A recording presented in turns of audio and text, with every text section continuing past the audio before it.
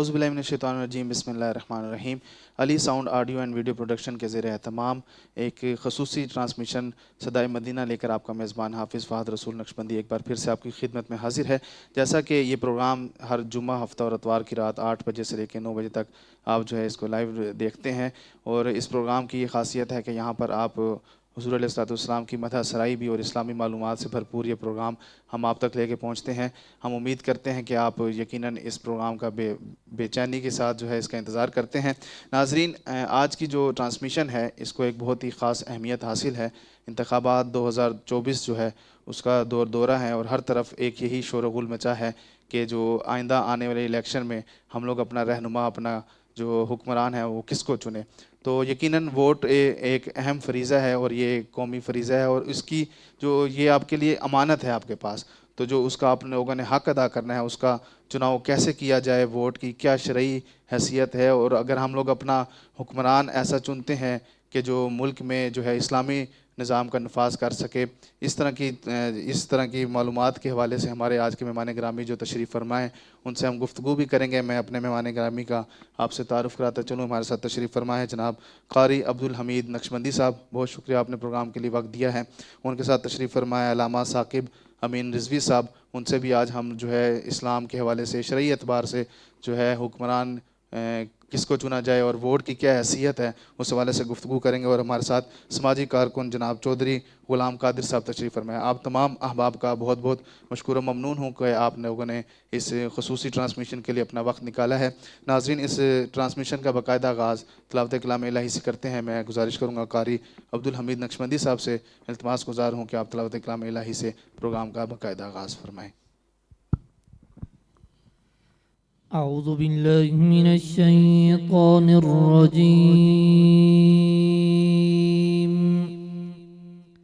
بسم اللہ الرحمن الرحیم،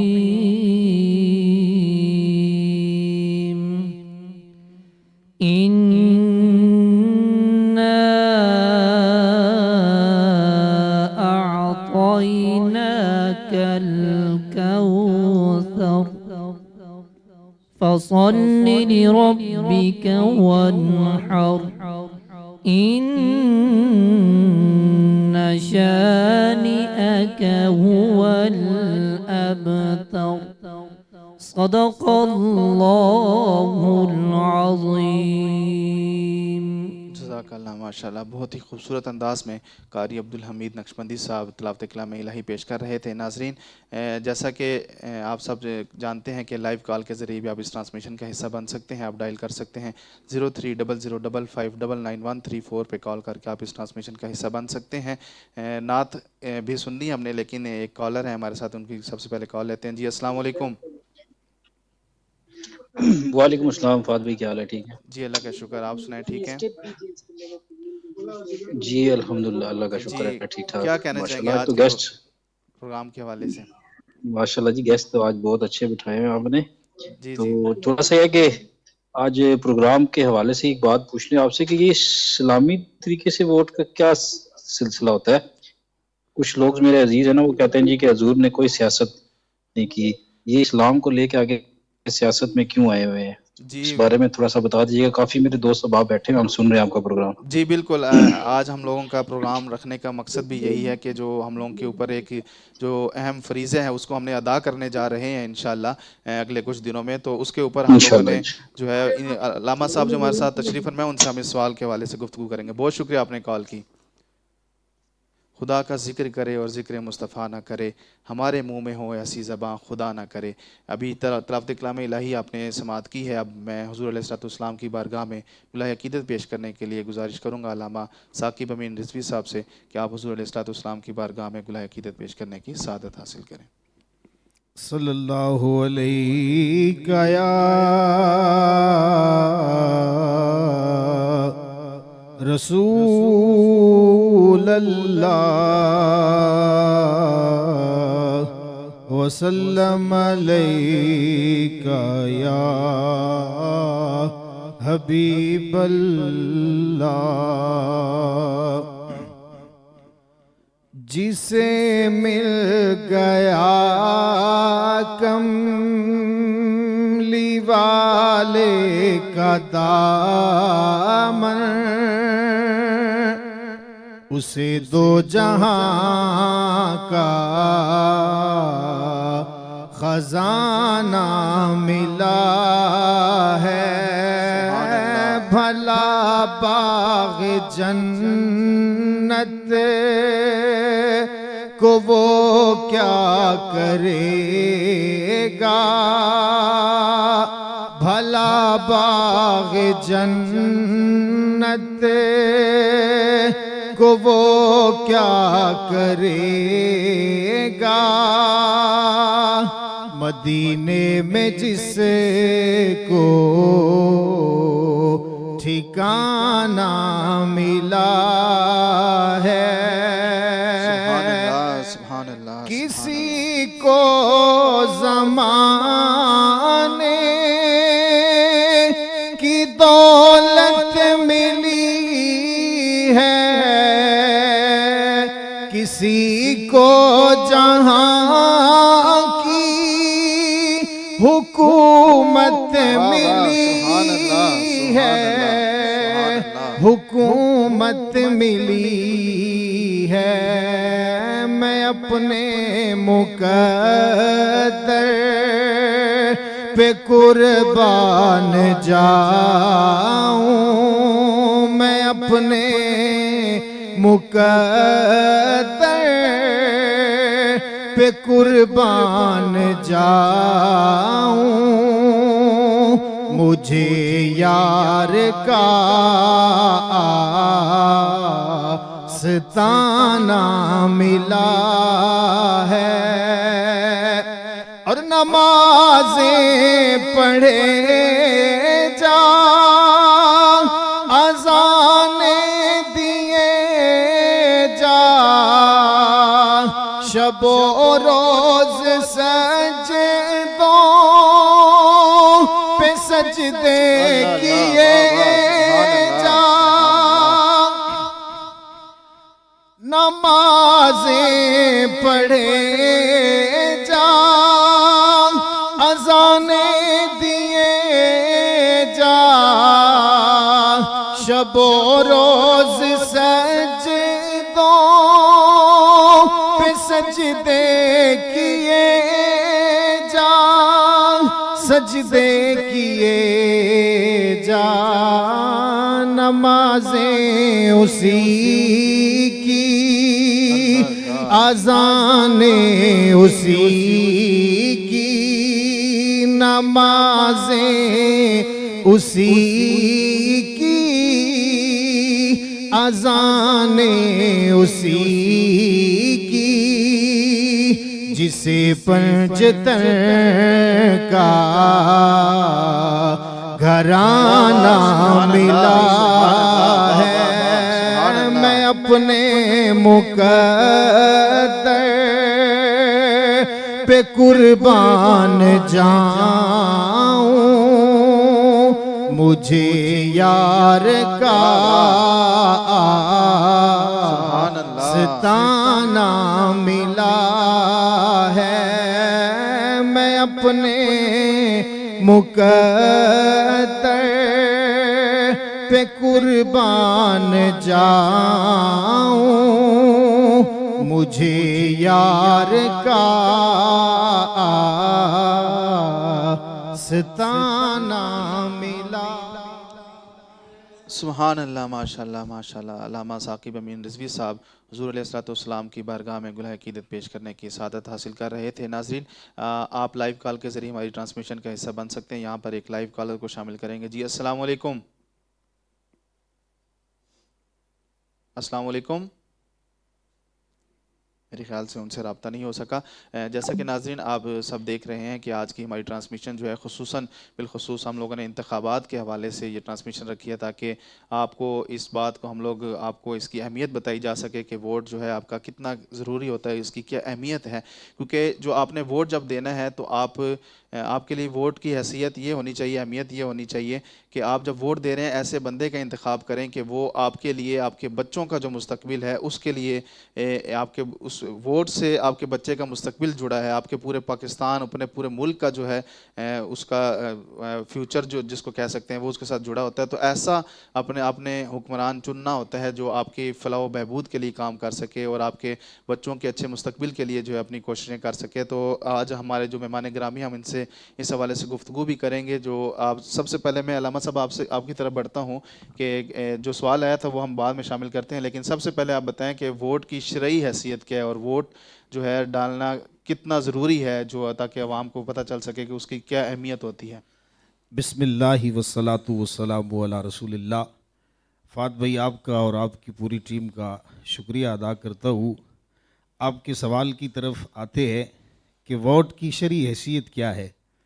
دیکھیے اللہ رب ذوالجلال قرآن پاک کے اندر ارشاد فرماتا ہے کہ ان اللہ یأمرکم ان تؤدوا الامانات الی اہلہا، کہ اللہ تمہیں یہ حکم دیتا ہے کہ اپنی امانتیں ان کے سپرد کرو جو امانتوں کے اہل ہیں، یعنی جو امانتوں کے اہل ہیں امانتیں انہی کے سپرد کرو. یہ ووٹ یہ ایک امانت ہے. بالکل. اور یاد رکھیے گا یہ ووٹ ایک شہادت ہے. آپ اگر کسی کو ووٹ دیتے ہیں تو اس کا مطلب یہ ہوتا ہے کہ آپ اس چیز کی گواہی دے رہے ہیں کہ یہ بندہ ایماندار ہے، یہ بندہ جو ہے وہ سچا ہے، یہ ہر قسم کے عیب سے پاک ہے. تو ووٹ ایک شہادت ہے. اور پھر دیکھیے کہ نبی کریم صلی اللہ علیہ وسلم نے جہاں کبیرہ گناہ کا تذکرہ کیا وہاں پر یہ بھی تذکرہ کیا. حضور علیہ الصلوۃ والسلام فرماتے ہیں کہ الکبائر، کبیرہ گناہ، الاشراک باللہ، اللہ کے ساتھ کسی کو شریک ٹھہرانا، وعقوق الوالدین، والدین کی نافرمانی کرنا، وقتل النفس، کسی کو بے جا قتل کر دینا. اور اگلی چیز کریم آقا صلی اللہ علیہ وسلم نے بیان فرمایا وشہادت الزور، جھوٹی گواہی دینا، یہ بھی گناہ کبیرہ ہے. اور ووٹ ایک گواہی ہے. جب آپ کسی کو ووٹ دیتے ہیں تو آپ اس چیز کی گواہی دے رہے ہوتے ہیں کہ یہ بندہ ایماندار ہے، میں اس کی گارنٹی دیتا ہوں، یہ بندہ سچا ہے، میں اس کی گارنٹی دیتا ہوں. اگر وہ بندہ جس کو آپ ووٹ دیتے ہیں وہ اوپر جا کر اچھے کام کرتا ہے تو اس کا اجر بھی آپ کو ملے گا. لیکن آپ اگر کسی ایسے بندے کو منتخب کرتے ہیں، ہمیں بعض اوقات پتہ ہوتا ہے کہ یہ بندہ چور ہے، یہ بندہ ڈاکو ہے، اس کے باوجود ہم صرف اپنے خاندان کی خاطر اپنی رشتہ داریاں بچاتے ہیں، اپنی دوستیاں بچاتے ہیں، تو یہ وہ اسی زمرے میں آتا ہے وشہادت الزور، کہ جھوٹی گواہی دینا یہ گناہ کبیرہ ہے. اور ووٹ ایک گواہی ہے. تو ووٹ ہمیشہ اسی کو دینا چاہیے. آپ اپنے ضمیر سے پوچھئے کیا آپ کا ضمیر اس چیز کو دیکھتا ہے کہ یہ جس کو میں ووٹ دے رہا ہوں کیا یہ واقعی بندہ سچا ہے؟ آپ کا ضمیر اس چیز کو پر مطمئن ہے؟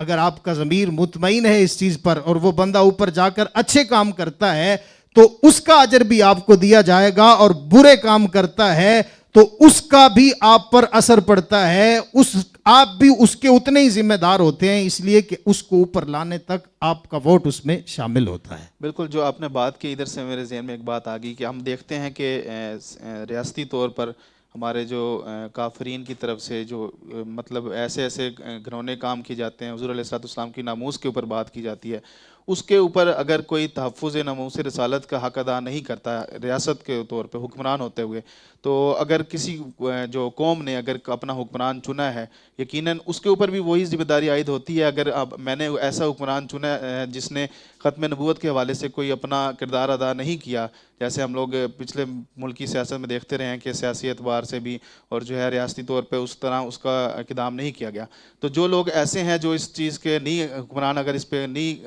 عمل درآمد کرتا تو کیا وہ قوم کے اوپر بھی اس کا عذاب آتا ہے، مطلب اس کے جواب دہ ہے قوم بھی؟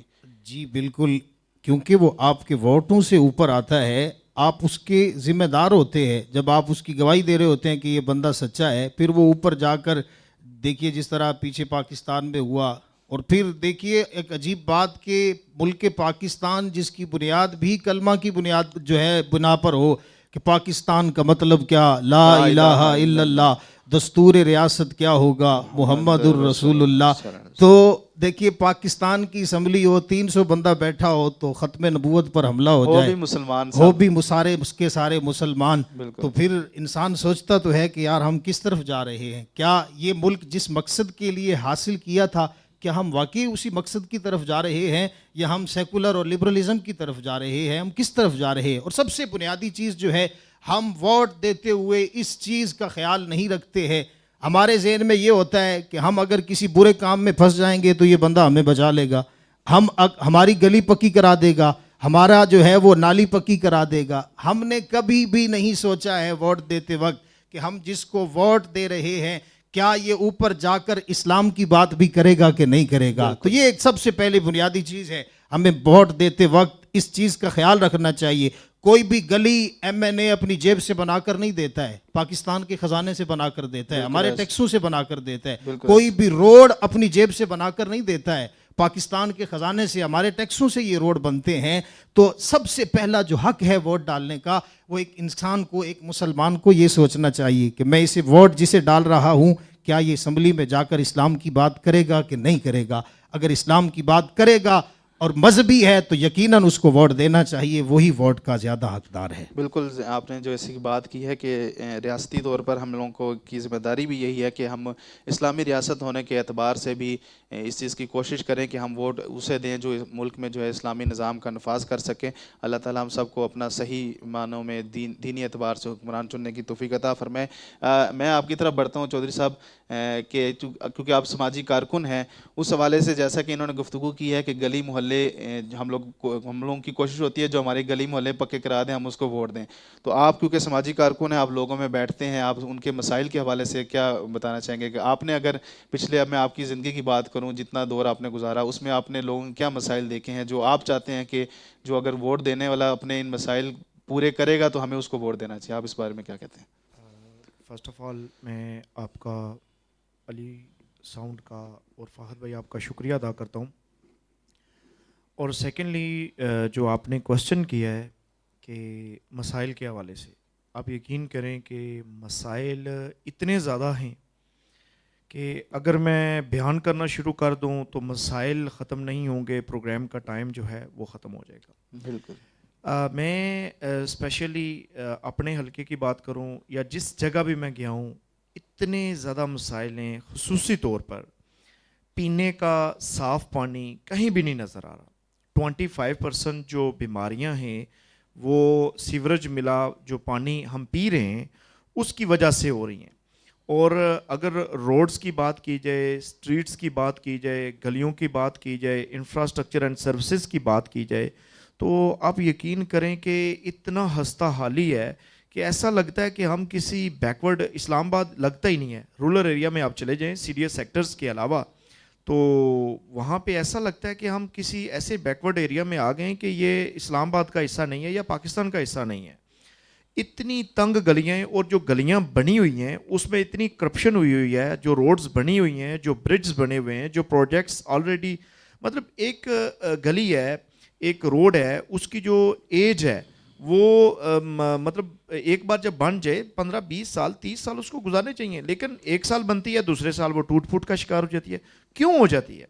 वो इस वजह से हो जाती है कि कमीशन माफिया और करप्शन माफिया जो है उसकी इन्वॉल्वमेंट इतनी ज़्यादा है, इतनी ज़्यादा कि जी 10% फलाने का हिस्सा है, 10% फलाने का है, 5% फलाने का है, 5% फलाने का है। तो इतनी ज़्यादा जो ये माशरती बुराइयां और समाजी बुराइयां होंगी, करप्शन होगी, तो फिर ज़ाहिरी बात है आपके महल्ले की, आपके इलाके की, आपके पूरे हलके की, आपके सिटी की जो हालत है वो गैर होगी। और मसाइल की बात की जाए तो मेरा ताल्लुक़ जो है वो NA46 से है। तो NA46 पूरे हलके में एक भी गवर्नमेंट का हॉस्पिटल नहीं है। तो आप मुझे बताएं कि 2,92,000 रजिस्टर्ड वोटर हैं और 10 लाख से ज़्यादा जहाँ पे आबादी जो है मुकीम है, तो उनके लिए एक भी हॉस्पिटल नहीं है। 42 यूनियन काउंसिल्स हैं, एक भी बेसिक हेल्थ यूनिट नहीं है। अब बात की जाए एजुकेशन सेक्टर की, अब हेल्थ का तो कोई निज़ाम नहीं है। एजुकेशन की बात की जाए तो 20 स्कूल ऐसे हैं जिसमें इवनिंग की भी क्लासेस हो रही हैं। क्यों हो रही हैं जी? मॉर्निंग वालों में क्लासेस में जगह नहीं है।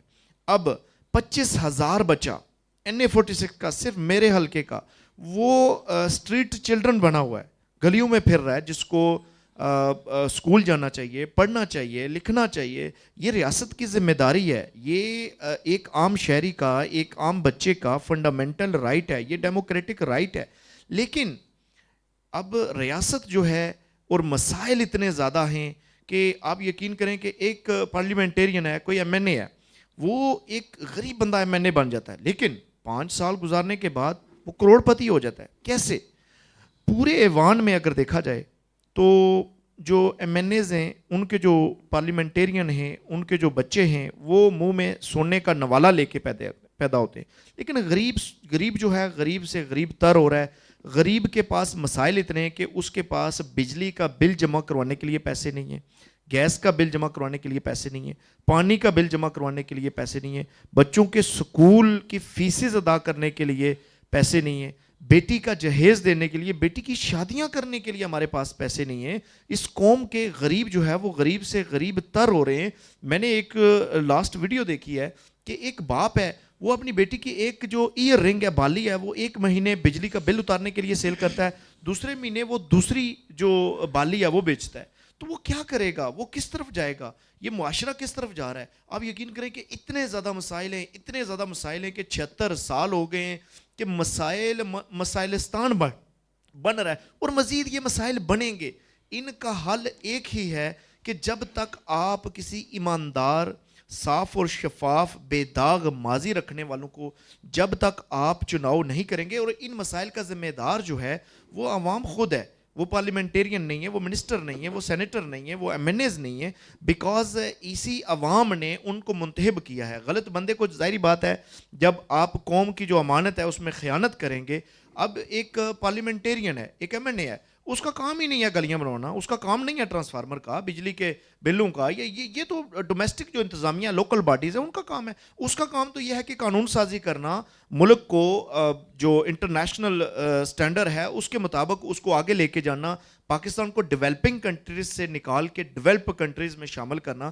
اور ایم این اے بھی لالی پاپ دیتے ہیں, وہ کہتے ہیں جی ہم یہ کروا دیں گے, وہ کروا دیں گے, تو ایک عوام کو ایک ایسا لالی پاپ دیتے ہیں کہ نہ ختم ہونے والا. 76 سال ہو گئے ہیں اس طرح کا لالی پاپ دے رہے ہیں, اور مزید اب بھی یہ دیے جا رہے ہیں. ان کے پاس نہ کوئی نظریہ ہے, نہ کوئی منشور ہے, نہ کوئی مینیفیسٹو ہے.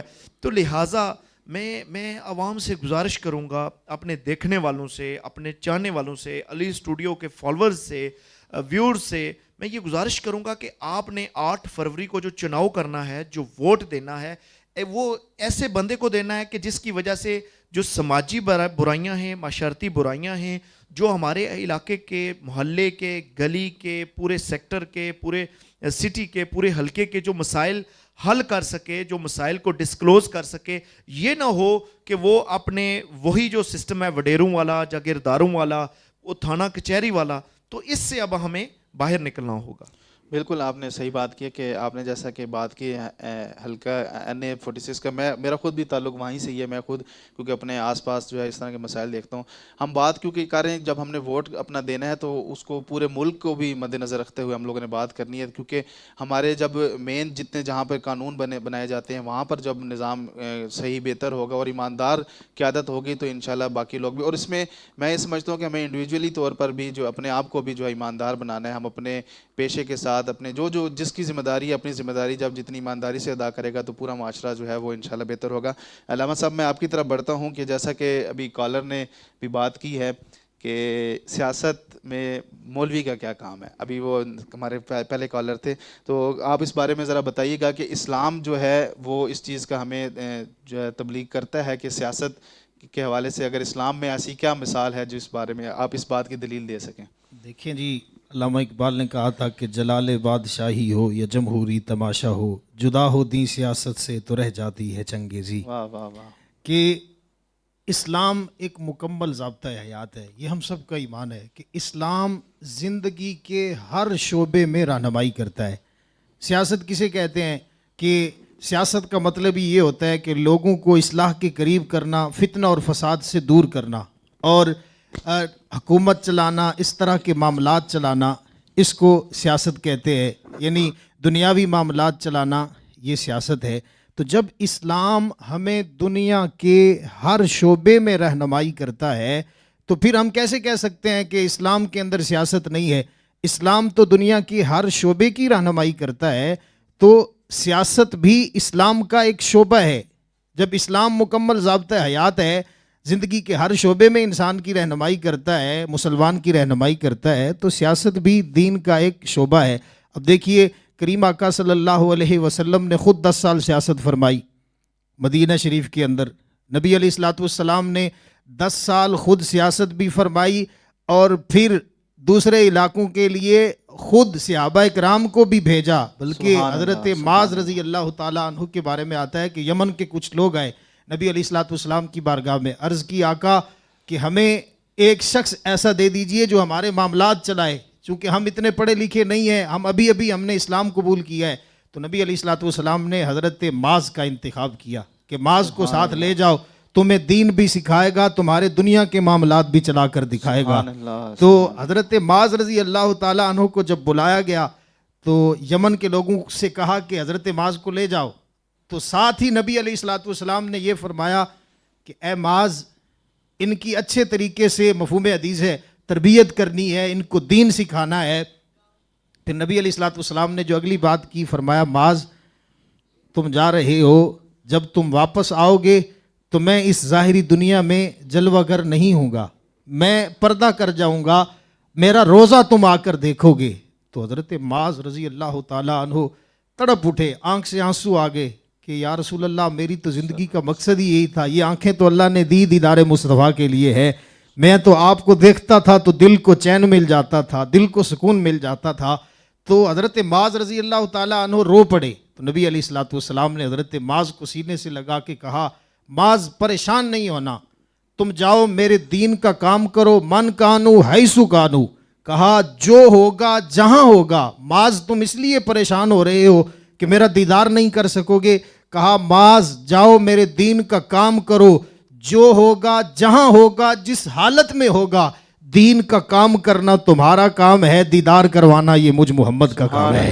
تو نبی علیہ الصلوۃ والسلام نے خود سیاست فرمائی، صحابہ اکرام رضوان اللہ تعالیٰ علیہم اجمعین نے سیاست فرمائی، حضرت سیدنا صدیق اکبر رضی اللہ تعالیٰ عنہ نے 2 سال سیاست فرمائی، پھر حضرت سیدنا فاروق اعظم نے 10 سال سیاست فرمائی، حضرت سیدنا عثمان غنی نے سیاست فرمائی، حضرت مولا علی المرتضیٰ شیر خدا رضی اللہ تعالیٰ عنہ نے سیاست فرمائی۔ ہاں اب دیکھیے جب یزید کا دور آیا نا، تو اسلام کے اندر دیکھیے یزید ایسے کام کرتا تھا جو اسلام کے منافی تھے۔ اسلام کے اندر شراب پینا حرام ہے تو یزید شراب پیتا تھا، اسلام کے اندر زنا کرنا جائز نہیں ہے، حرام ہے، تو یزید زنا کرتا تھا، اس طرح کے برے فعل کرتا تھا۔ اب تخت حکومت پر بھی بیٹھتا، اسلام کے خلاف کام بھی کرتا، تو پھر اس نے یہ ایجاد کیا کہ جب لوگ باتیں کرتے تھے کہ مسلمانوں کا حکمران کیسا ہے، یہ تو شرابی ہے، یہ تو زانی ہے، تو پھر اس نے یہ نعرہ ایجاد کیا، اس نے کہا کہ ایسے کرتے ہیں کہ دین کو سیاست سے جدا کر دیتے ہیں، کہ دین کو سیاست سے جدا کر دیتے ہیں۔ پھر کہا کہ دین کا سیاست سے کیا کام، ہمارا کام حکومت چلانا ہے، ہمارا کام دین سے نہیں ہے۔ تو یہ تب سے چلتا آ رہا ہے سلسلہ۔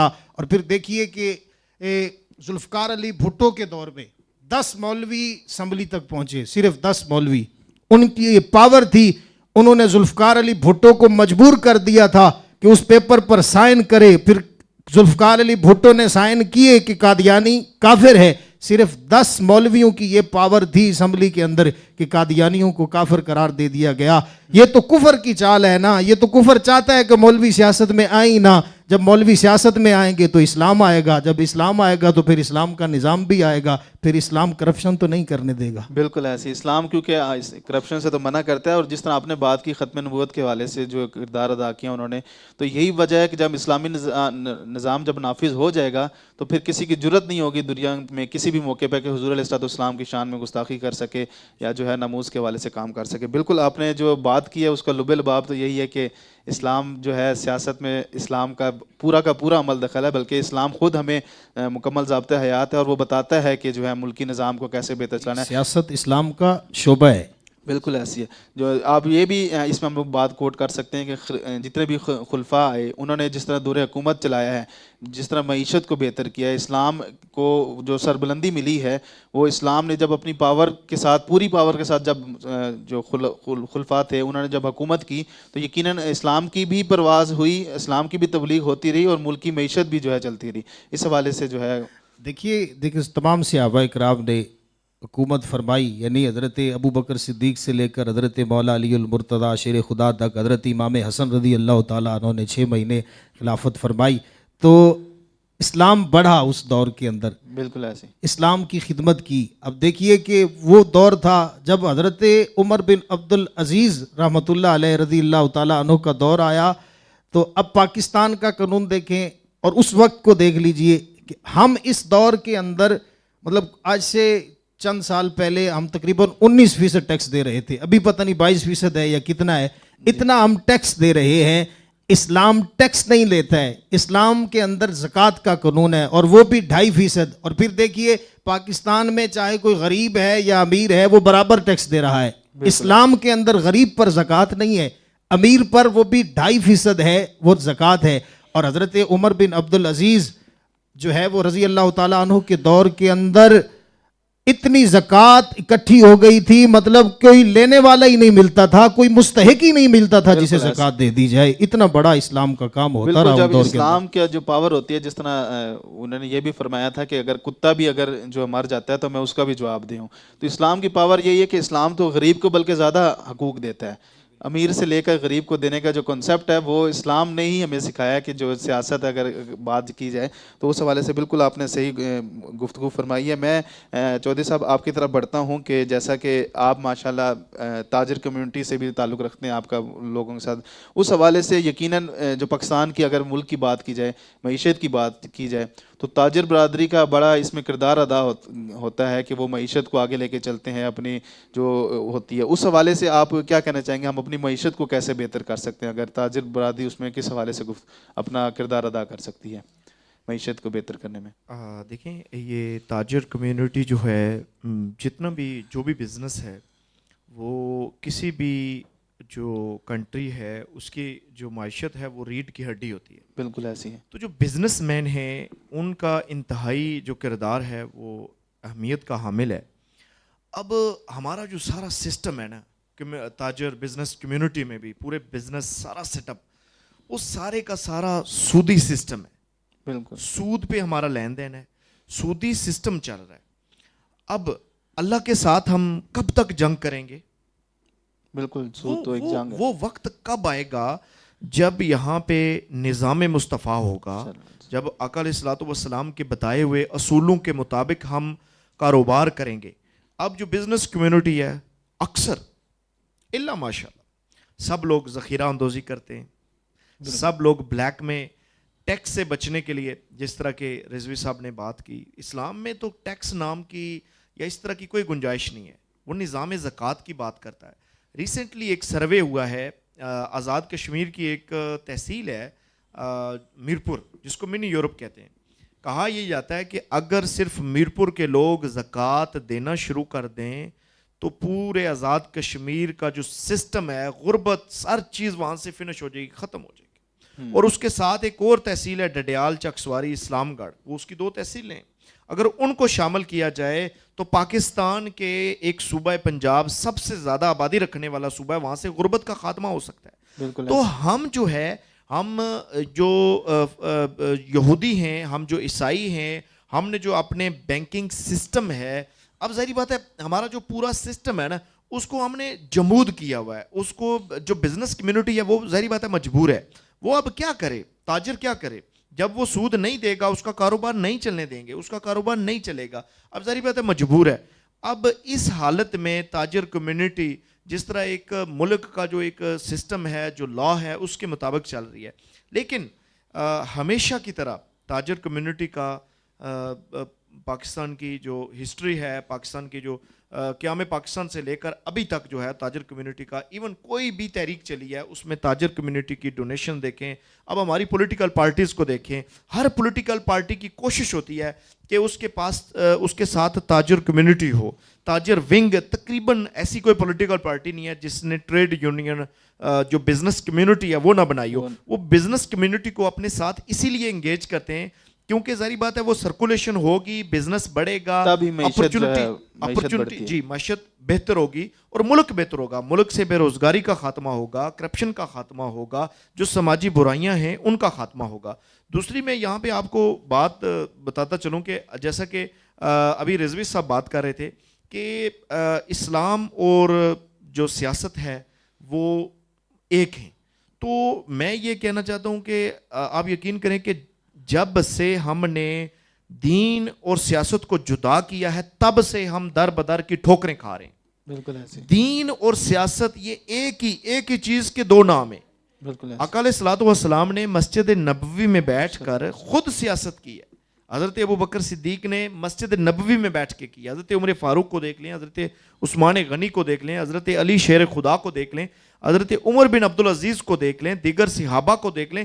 جب سے مسجد سے ہم نے سیاست کو آؤٹ کیا ہے تو تب سے ہم در بدر کی ٹھوکریں کھا رہے ہیں. اور جب سے یہ مولوی, لفظ مولوی, یہ جب ایسٹ انڈیا کمپنی پاکستان برے صغیر میں نہیں آئی تھی تو اس سے پہلے مولوی کی ایک عزت ہوتی تھی. پاکستان کے جو پہلے اسپیکر ہیں وہ مولوی صاحب تھے, ان کو وہ اپنے نام کے ساتھ مولوی لکھواتے تھے. یہ ویسٹرن کنٹریز نے اسپیشلی جو گریٹ برٹن ہے, برٹش ہیں, انہوں نے اتنا اس لفظ کو بدنام کر دیا ہے, لوگوں کا مائنڈ سیٹ اسٹیریوٹائپنگ تھنکنگ بنا دی ہے کہ مولوی کا کام یہ ہے مسجد, محراب اور ممبر. بس اگر آپ محراب, ممبر, مسجد, تبلیغ یہ کرتے رہیں گے آپ کے لیے کوئی مسئلہ نہیں ہے. پاکستان کی تاریخ میں اگر دیکھا جائے بے شمار ایسے مذہبی گروہ ہیں, بے شمار ایسی مذہبی پارٹیاں ہیں جن کو ویسٹ سے, یورپی یونین سے فنڈنگ کی جاتی ہے. اب بات کی جائے نظام مصطفیٰ کی, ناموس رسالت کی, جو بھی نظام کی تبدیلی کی بات کرے گا اس کو راستے سے ہٹا دیا جائے گا. کیونکہ جب نظام کی ہم بات کریں گے, اب ہم کہتے ہیں کہ دین تخت پہ آئے گا. دین تخت پہ آنے سے یہ مراد نہیں ہے کہ کوئی مولوی جا کے کرسی پہ بیٹھ جائے گا, مولوی کوئی وزیر اعظم بن جائے گا. نہیں, ہم یہ کہتے ہیں کہ ایک بندہ, ہم اس نظام کی بات کرتے ہیں کہ کوئی بڑھیا ہے, وہ بیمار ہے, وہ غریب ہے, وہ لاچار ہے, اس کا دروازہ آ کے ناک کرتا ہے کوئی پارلیمنٹرین, کوئی MNA, کوئی منسٹر, کوئی سینیٹر کہ مائی صاحبہ, مائی جی آپ کی یہ چیز ضرورت تھی, آپ کو آٹے کی ضرورت تھی, تو یہ لیں, میں آٹے کی بوری اپنی کندھے پہ رکھ کے آپ کے لیے لے آیا ہوں.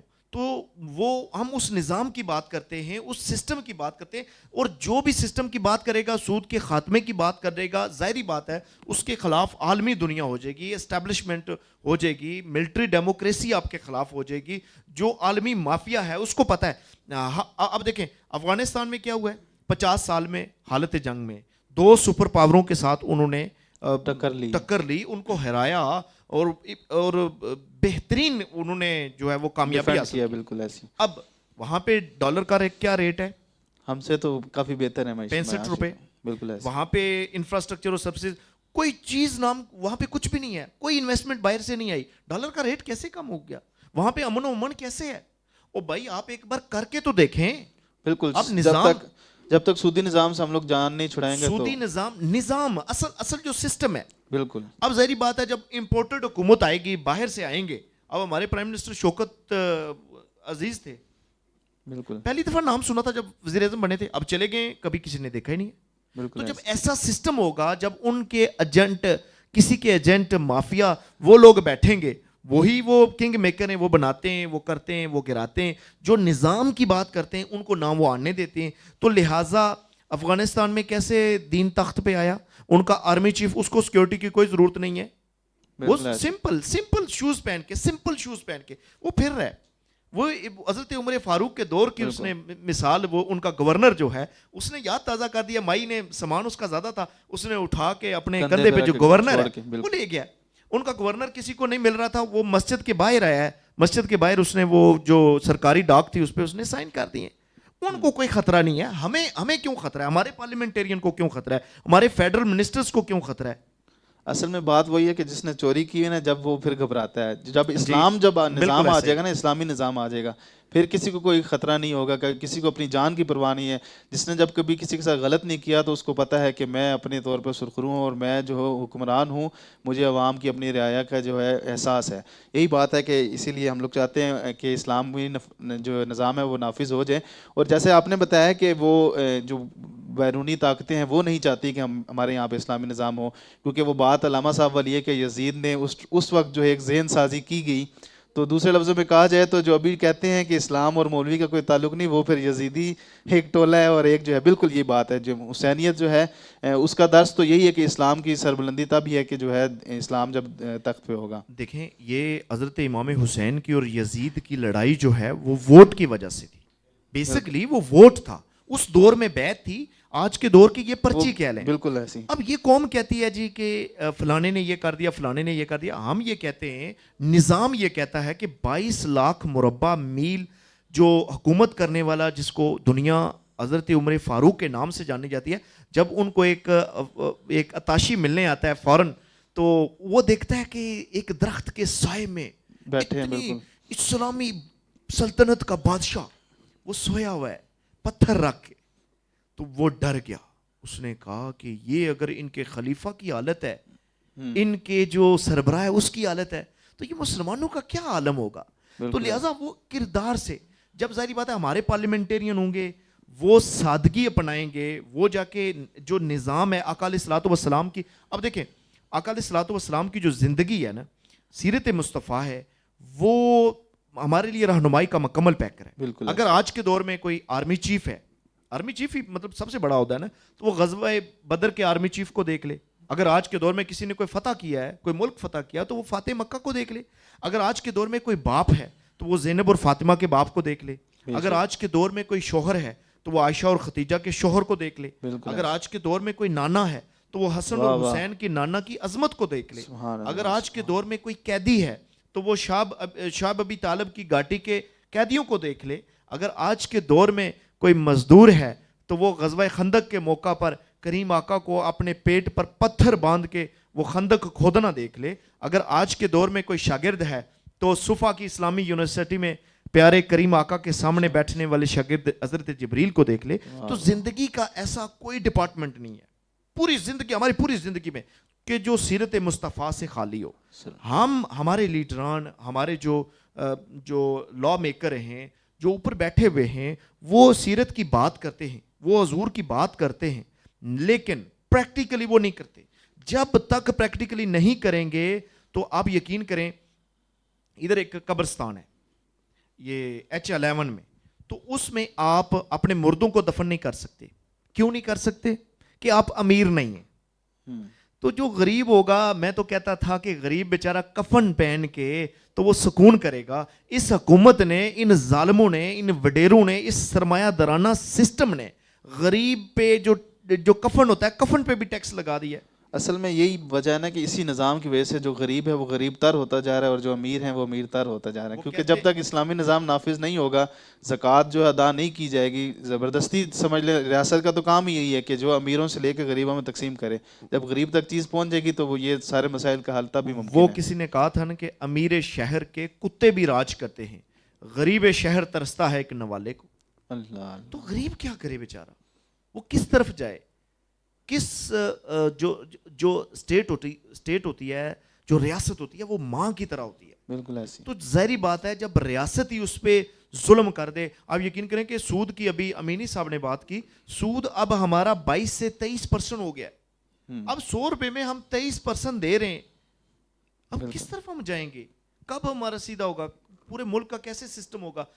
ہم دیکھیں، امیر کا جو بچہ ہے وہ سونے کا نوالا منہ میں پیدا ہوتا ہے، اور غریب کا بچہ جو ماں کے پیٹ میں ہے وہ بھی مقروض ہے.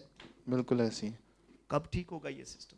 یہ تب ٹھیک ہوگا جب ہم ووٹ، یہ جو پرچی ہے، یہ پرچی نہ سمجھیں، یہی اصل کردار اسی پرچی کا ہے، اسی ووٹ کا ہے، اسی ووٹ کا کمال ہے.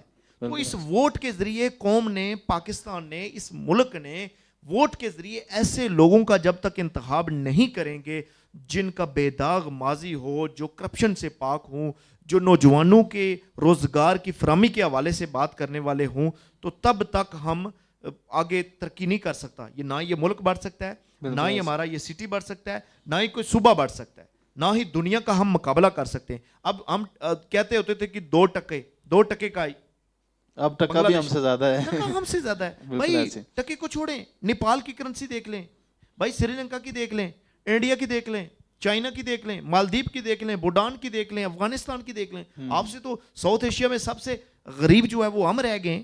سب سے ہماری, ہم دیکھیں واحد اسلامک اٹامک انرجی ہیں, لیکن پھر بھی کیا کمی ہے؟ لیڈرشپ کی کمی ہے. بالکل ہمیں عالمی سطح پہ پوری دنیا میں کوئی پریزنٹ کرنے والا ایسا ہمارے پاس نمائندہ نہیں ہے جو دنیا کی آنکھوں میں آنکھیں ڈال کے بات کرے. دنیا میں آنکھوں سے آنکھیں ڈال کے وہی کرتے ہیں جو کسی کا مورا نہ ہو. اب ظاہری بات ہے کسی نے فورن سے بھیجا ہو تو انہی کے خلاف آپ بات کریں گے جنہوں نے آپ کو لایا ہو. بالکل ایسی بات ہے, کیونکہ اب ہم لوگ کا یہ مقام اس وجہ سے بھی ہے نا کہ ہم لوگوں نے تو قرض دار ہیں, ہم لوگ کسی سے بات نہیں کر سکتے. علامہ صاحب میں آپ کی طرف بڑھتا ہوں, انہوں نے اسلامی نظام کی بات بھی کی, اور جیسا کہ ہم دیکھ سکتے ہیں کہ فلسطین میں ابھی ہم لوگوں نے دیکھا کہ کتنے مظالم ڈھائے گئے. تو اگر ملک میں اسلامی نظام جب اس کا نفاذ کیسے ممکن ہے کہ جب, اور نفاذ جب ہو جاتا ہے تو انسان, ہمارا جو ملک ہے وہ کیسے دنیا کے ساتھ آنکھوں میں آنکھیں ڈال کے بات کر سکتا ہے؟ یہ آپ اسلامی اعتبار سے بتائیں کہ نفاذ کیسے ممکن ہے. دیکھیے, سب سے پہلے تو کسی بھی ملک کی بنیاد دیکھی جاتی ہے نا. پاکستان بنتے ہوئے جو نعرہ لگا کہ بٹ کے رہے گا ہندوستان, بن کے رہے گا پاکستان, تو پاکستان کے بننے کے لیے کتنے لوگوں نے, لاکھوں لوگوں نے شہادتیں دی, قربانیاں دی. بالکل قربانیاں دی. بلکہ جب ہجرت ہوئی تو لوگ چھپ جاتے تھے, وہ سکھ اور ہندو قتل کرتے تھے اور قتل عام کرتے تھے. بلکہ میں ایک پڑھ رہا تھا اس میں کہ ایک رسالے کے اندر آیا کہ لوگ چھپتے تھے سکھوں کے ڈر سے, ہندوؤں کے ڈر سے. تو یہ جو کماد, یہ جو گنے کا کھیت ہوتا ہے, اس میں 5-7 آدمی کٹھے, ایک گروہ چھپ گیا. جب چھپا تو ایک عورت تھی, اس کے پاس بچہ تھا, اس کی گود میں چھوٹا سا بچہ تھا. اب بچہ روتا ہے تو باہر پہرے داری ہے ان سکھوں کی, ان کو پتہ چل جاتا ہے کہ اندر بندے چھپے ہوئے ہیں, تو وہ آ کے قتل عام کر دیتے ہیں, ان کو قتل کر دیتے ہیں. اب بچے کی رونے کی آواز آتی ہے, سارے لوگ اس ماں کی طرف دیکھتے ہیں عجیب نگاہوں سے, اور ماں کیا کرتی ہے کہ ماں اپنے بچے کے گلے پر خود ہاتھ رکھ کے اپنے بچے کا گلا دبا دیتی ہے, اپنے بچے کو خود مار دیتی ہے. پاکستان بننے کے لیے کیا کبھی ماؤں نے اپنے لالوں کو خود بھی دفن کیا ہے, خود بھی اپنی جو ہے بیٹوں کی جانیں لی ہیں؟ پاکستان بننے کے لیے تو ماؤں نے اپنے بیٹے خود قربان کیے ہیں, خود اپنے بچوں کی جانیں لی ہیں. دیکھیے پاکستان بن گیا. مجھے دیکھیے, اب دیکھیے کہ ہم جس دور کے اندر جا رہے ہیں, کیا ہمیں یہ سوٹ کرتا ہے کہ ہم کسی ایسے شخص کو جا کر سپورٹ کریں یار جسے کل واللہ پڑھنی نہ آتی ہو, وہ ملک جس کی بنیادی لا الہ الا اللہ ہو؟ کیا ہمیں یہ سوٹ کرتا ہے ہم کسی ایسے ملک کو جو ہے وہ وزارت, کسی ایسے بندے کو وزارت دے دیں جسے دعائے قنوت پڑھنی نہ آتی ہو؟ کیا وہ ماں کل قیامت کے دن ہم سے پوچھے گی نہیں, ہمارے گریبان نہیں پکڑے گی کہ میں نے پاکستان بننے کے لیے اپنے بچے کی قربانی دے دی, اپنے بچے کا گلا گھونٹ دیا, تم سے اتنا ہی نہ ہو سکا کہ تم اسلامی نظام کو اوپر لے کر آؤ, تم جو ہے وہ پھر جا کر انہی لوگوں کو ووٹ دیتے رہے جو اسلام کے مخالف تھے. اب دیکھیے پاکستان کے اندر ایسا بھی ہوا, ایک شخص ٹی وی پہ بیٹھ کر جو ہے وہ یہ بکواس کرتا ہے کہ اس سے پوچھا گیا جب کہ تو شادی کیوں نہیں کرتا ہے, اس نے کہا اگر جو ہے وہ باہر سے دودھ مل جاتا ہو تو گھر بھینس رکھنے کی کیا ضرورت ہے. مجھے دیکھیے ایسے شخص کو تو گلیوں میں گھسیٹ کر جوتے مارنے چاہیے تھے, لیکن ہم نے کیا کیا, ہم نے اسے اٹھا کر سب سے بڑی وزارت داخلہ کا عہدہ دے دیا. کیا کل قیامت کے دن وہ ماں ہم سے پوچھے گی نہیں کہ کیا میں نے اپنے بچے کی قربانی اس لیے دی تھی, میں نے اپنے بچے کی قربانی اس لیے دی تھی کہ تم ایسے لوگوں کو اوپر لے کر آؤ جن کو اسلام کی الف سے بھی جنہیں واقفیت نہیں ہے, جنہیں پتہ ہی نہیں ہے اسلام کیا ہے. کم از کم جو ووٹ مانگنے آئے نا, تو اتنا تو بندہ پوچھ سکتا ہے نا, ہر بندے کو کہ بھی 6 کلمے سنا دے, اسلام کی بنیادی چیزیں بتا دے. تو ایک اسلامی جمہوریہ پاکستان کے لیے MNA کے ٹکٹ کے لیے کھڑا ہوا ہے نا, MPA کے ٹکٹ کے لیے کھڑا ہوا ہے نا, آجا 6 کلمے سنا دے, اسلام کی بنیادی چیزیں بتا دے تو ہم تیرے ساتھ کھڑے ہو جائیں گے. اتنا تو ہر بندہ کر سکتا ہے نا. تو ووٹ دیتے وقت یہ چیز ضرور جو ہے وہ ملحوظ خاطر رکھنی چاہیے کہ ہم جسے ووٹ دے رہے ہیں کیا یہ بندہ مذہبی ہے کہ نہیں ہے. دیکھیے دین نے تو آنا ہی آنا ہے, یہ تو وعدہ ہے, وہ جس طرح بھی آئے, وہ انقلاب کے ذریعے آئے, وہ ہم جمہوریت کو اسلام کے پیچھے لگا کر جو ہے وہ دین اسلام لے کر آئیں, کسی بھی طرح دین اسلام نے تو آنا ہی آنا ہے تخت پر.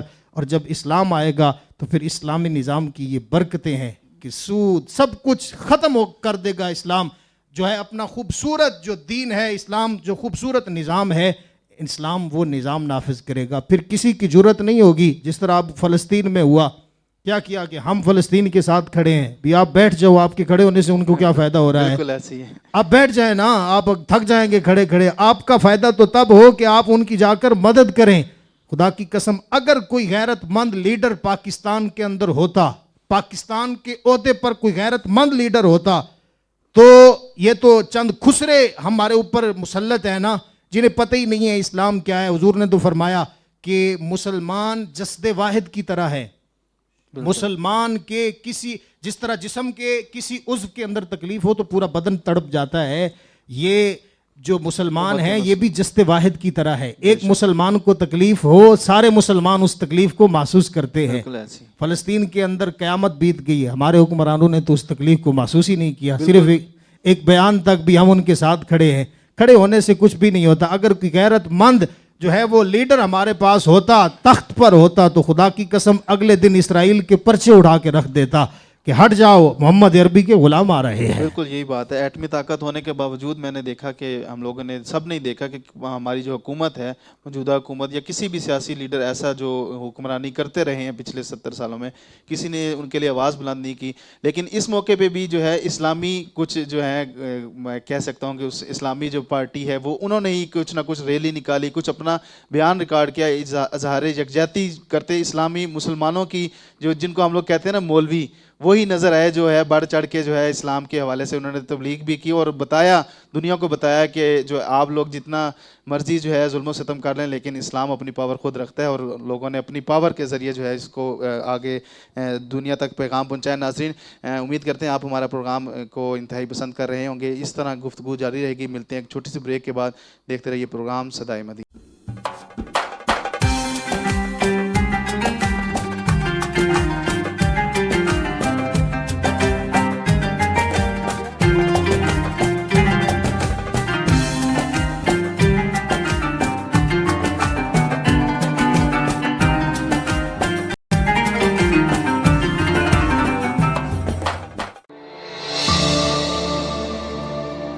خوبصورت فرنیچر گھر کو مزید دلکش بنا دیتا ہے. شیرازی ہوم ڈیکورز آفس فرنیچر سے لے کر برائڈل فرنیچر تک, لکڑی اور کرچن کا کام آپ کی سوچ کے عین مطابق. کیا آپ فرنیچر کی تلاش میں ہیں تو آج ہی تشریف لائیں شیرازی ہوم ڈیکورز پر اور پائیں فرنیچر کی بے شمار variety. Double bed, sofa set, bedroom chair, centre table, dining table اور بنوائے من پسند ڈیزائن اپنی آنکھوں کے سامنے. یتیم بچوں کے لیے فرنیچر میں خصوصی ڈسکاؤنٹ. خوبصورتی اور پائیداری ساتھ ساتھ گورا فرنیچر مارکیٹ نزد یونی CNG H13 اسلام آباد. تو دیر کس بات کی ہے, فون اٹھائیں اور ڈائل کریں 0313 5316 205.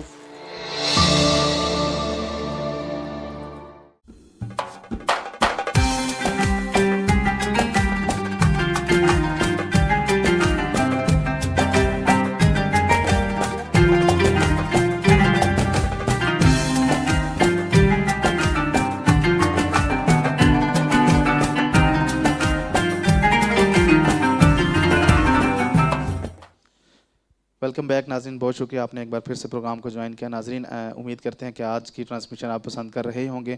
آپ سے ایک یہی گزارش ہے کہ ہماری اس ٹرانسمیشن کو اپنے دوست احباب کے ساتھ زیادہ سے زیادہ شیئر کریں. ہو سکے تو جو ہمارے چینل کو ضرور سبسکرائب کریں اور لائک اینڈ کمنٹ کے ذریعے آپ ہمیں اپنی قیمتی رائے سے ضرور آگاہ کیجیے گا. اور اگر آج کی اس ٹرانسمیشن میں آپ ہماری لائیو کال کے ذریعے ٹرانسمیشن کا حصہ بننا چاہتے ہیں تو آپ ڈائل کر سکتے ہیں 030055999134 پہ کال کر کے. آپ جو ہے ہمارے مہمان گرامی سے آج کے موضوع کے اوپر بھی گفتگو کر سکتے ہیں. جیسا کہ آپ سب جانتے ہیں کہ آج کی خصوصی ٹرانسمیشن انتخابات کے حوالے سے ہے. میں آج کے مہمان کی طرف بڑھتا ہوں. چودھری غلام قادر صاحب, آپ نے جیسا کہ بڑی اچھی جو ہے گفتگو کی, آپ نے بتایا کہ جو مسائل آپ دیکھتے ہیں ہمارے جو عوام کے حوالے سے, کیونکہ آپ سماجی کارکن ہیں.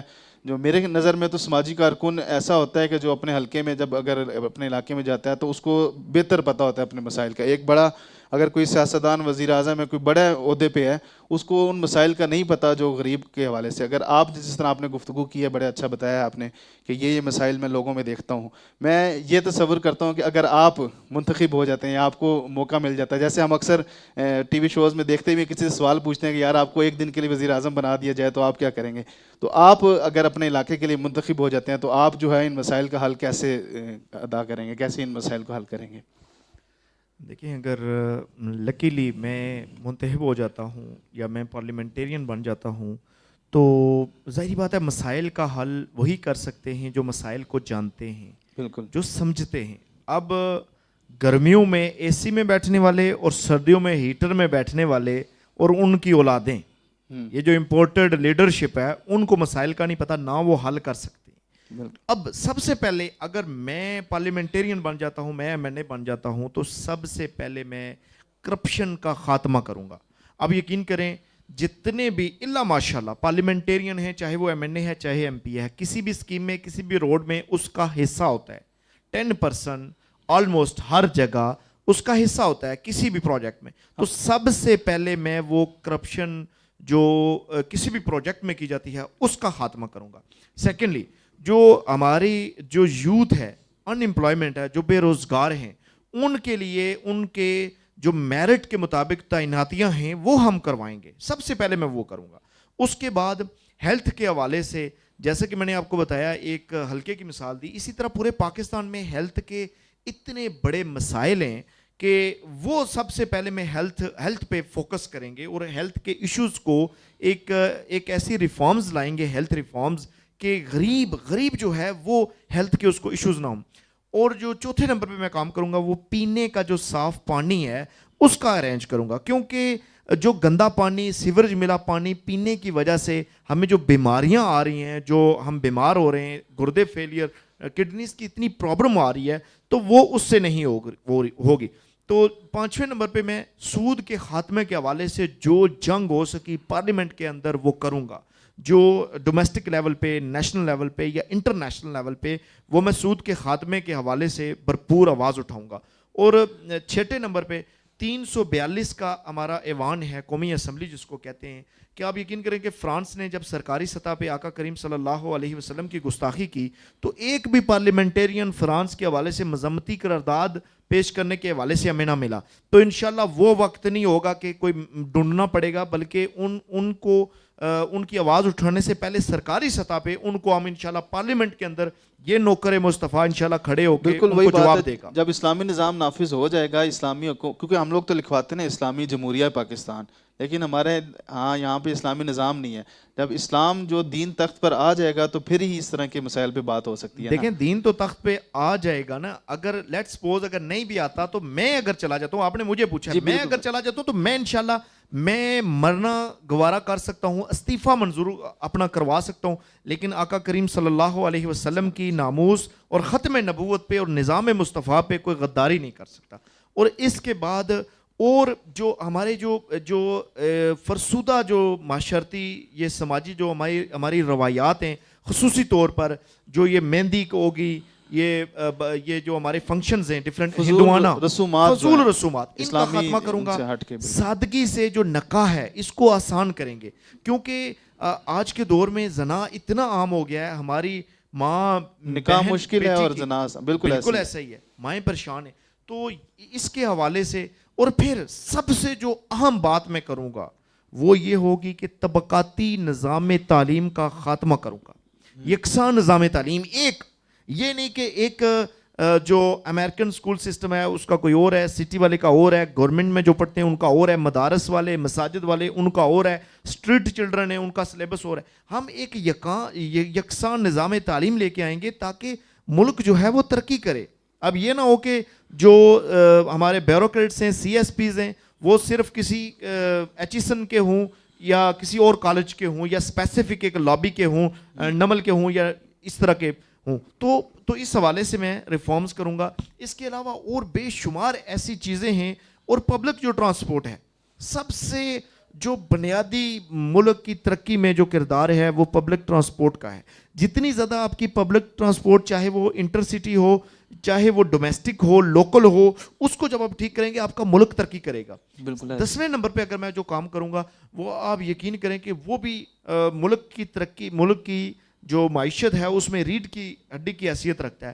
وہ یہ ہے کہ انفراسٹرکچر اور سروسز وہ اتنا جدید ترین ہم کر دیں گے اور اتنا شارٹ کر دیں گے کہ ملک جو ہے وہ اتنا ترقی کرے گا کہ ظاہر بات ہے ڈسٹنس جب ایک کمپیکٹ کی شکل اختیار کر دے گا آپ کا صوبہ، آپ کا ڈسٹرکٹ، آپ کا پورا ملک، تو ظاہری بات ہے پوری پاپولیشن کو جب وہ اس کے جو ثمرات ملیں گے تو ملک ترقی کرے گا. اس کے علاوہ اور بے شمار ایسے اقدامات ہیں ہنگامی طور پر جن کو کر کے ہم جو ہے وہ ملک کو ترقی کی راہوں پر، سٹی کو ترقی کی راہوں پر، ضلع کو، اپنے حلقے کو، اپنی یونین کونسل کو، اپنے محلے کو، اپنے علاقے کو، اپنی گلی کو آپ آگے فارورڈ کر سکتے ہیں. بالکل آپ نے بالکل اچھا پیغام دیا ہے، اور یقیناً یہی سوچ، یہی کردار جب ہم لوگ بھی اپنے بحیثیت انفرادی طور پہ جب ہم لوگ اپنے بارے میں سوچیں اور اپنے آپ کو اس طرح بہتر کرنے کی کوشش کریں گے تو معاشرہ جو ہے بہتری کی طرف جا سکتا ہے. آخر میں علامہ صاحب، رضوی صاحب آپ کی طرف بڑھتا ہوں. گفتگو تو آپ نے سن لی ہے، تو آخر میں کیونکہ ووٹ اب اگلا جو ہمارا اگلے جمعے کو پروگرام ہوگا اس دن تو کوئی نہ کوئی حکومت آ چکی ہوگی، تو ووٹ کتنا ضروری ہے اور اس کے بارے میں اگر کوئی خیانت کرتا ہے تو اس حوالے سے کیا آپ کہیں گے آخری پیغام اپنا؟ دیکھیے، میں آخر میں زیادہ لمبی چوڑی بات تو نہیں کروں گا، اتنا ہی کہوں گا کہ 76 سالوں سے ہم لٹیروں، ڈاکوؤں، چوروں کو ووٹ دیتے آئے ہیں. 76 سالوں سے ہم نے ووٹ گلی پکی کرانے کے لیے دیا. 76 سالوں سے ہم نے ووٹ جو ہے وہ سڑک پکی کرانے کے لیے دیا. اس دفعہ ووٹ ہم ایمان پکا کرانے کے لیے دیں گے. 76 سالوں سے ہم ووٹ جو ہے وہ لائٹوں کے لیے دیتے آئے ہیں کہ ہماری گلی روشن ہو جائے. اس دفعہ ہم ووٹ قبر روشن کرنے کے لیے دیں گے. 76 سالوں سے ہم ووٹ اس لیے دیتے آئے ہیں کہ ہم اپنے بچوں کی نوکری لگوائیں گے. اس دفعہ ہم ووٹ سرکار کی بارگاہ میں اپنی نوکری پیش کرنے کے لیے دیں گے. تو جب ہم اس کے لیے ووٹ دیں گے تو انشاءاللہ پھر اس ملک کے اندر ضرور ایک دن اسلامی نظام کا نفاذ ہوگا. اور آپ پھر یاد رکھیے کہ ووٹ ایک امانت ہے، یہ ہمیشہ اس کو دینی ہے جو اس کا اہل ہے. اور آخر میں پیغام یہی ہے کہ ہمارا ووٹ اس کے لیے ہے جو کہتا ہے کہ مر جائیں گے ظالم کی حمایت نہ کریں گے، احرار کبھی ترک روایت نہ کریں گے. نہ ہم شیخ، نہ ملا، نہ مصاحب، نہ لیڈر، جو خود نہیں کرتے وہ ہدایت نہ کریں گے. اور ہم سوئے حشر چلیں گے شہ ابرار کے ساتھ، قافلہ ہوگا رواں قافلہ سالار کے ساتھ. یہ تو طیبہ کی محبت کا اثر ہے، ورنہ کون روتا ہے لپٹ کر در و دیوار کے ساتھ. سبحان اللہ، ماشاءاللہ. ناظرین، جیسا کہ آپ نے آج کی گفتگو بھی ہماری سنی، جتنے بھی ہمارے مہمان گرامی تھے انہوں نے بھی وہی بات کی. اور رضوی صاحب آپ نے جو بات کی نا کہ گلی محلے پکے کرانے والوں کو نہیں دینا، تو کل میں ایک کلپ دیکھ رہا تھا سید پیر نصیر الدین نصیر شاہ رحمۃ اللہ علیہ کا. وہ انہوں نے بھی یہی بات کی کہ گلی پکی کے چکر میں ووٹ نہ دیں، پکی پہ تو تمہارے باپ دادا بھی جو ہے اسی چکر میں ہی رہے ہیں، تو آپ ووٹ اس کو دیں جو ہے ایسا ہو کہ جو گستاخ رسول نہ ہو، اس کا عقیدہ چیک کریں، جو اسلام کے لیے کام کر سکے. تو یقیناً جو ہے ووٹ آپ کے پاس جتنے لوگ آئیں گے وہ آپ کو جو ہے وعدے بود کریں گے. آپ نے وعدے کے اوپر ووٹ نہیں دینا. ووٹ دیتے ہوئے کم از کم اس انسان کا ماضی دیکھیں. مستقبل تو بعد میں پتہ چل جائے گا، جس کا ماضی اچھا ہوگا اس کا مستقبل بھی اچھا ہوگا. ماضی آپ دیکھیں کہ اس نے جو ہے وہ اسلام کے حوالے سے کتنی جو ہے اس کی خدمات ہیں، اور یقیناً جب آپ اسلام کو نظر میں رکھتے ہوئے اپنا ووٹ ادا کریں گے اور صرف اس نیت سے ووٹ دیں گے کہ کل بروز محشر جب حضور علیہ السلام کے سامنے جب آپ کا سامنا ہو تو آپ اس بات پہ شرمندہ نہ ہو کہ جہاں پر حضور علیہ السلام کی ناموس کے حوالے سے جو گستاخیاں ہو رہی ہوں اور آپ نے اس کو ووٹ دیا ہو جس نے اس کے لیے کوئی کردار ادا نہ کیا ہو. تو اس لیے اپنے ووٹ کی اہمیت کو سمجھیں، اپنے ووٹ کو جو ہے اپنے قومی فریضہ ہے اس کو ادا بھی ضرور کریں. اس کو اہمیت کو سمجھتے ہوئے ووٹ اس کو دیں جو آپ اس چیز کا اہل ہے. جیسے کہ علامہ صاحب نے فرمایا کہ وہ ایک شہادت ہے، آپ نے گواہی دینی ہے، اس بندے کے کردار کی گواہی دینی ہے. ووٹ آپ کا ضمیر ہے، اپنے ضمیر کے ساتھ ووٹ دیں. کسی کی برادری یا کسی اس چکر میں نہ پڑیں. اپنے حضور علیہ السلام کی رضا کے لیے، اللہ کی رضا کے لیے، اللہ کو حاضر ناظر جانتے ہوئے اپنے ووٹ کا انتخاب کرنا ہے. اپنے میزبان حافظ فہد رسول نقشبندی کو دیجیے اجازت. انشاءاللہ آپ سے ملاقات ہوگی اگلے جمعے کو. تب تک کے لیے اللہ حافظ.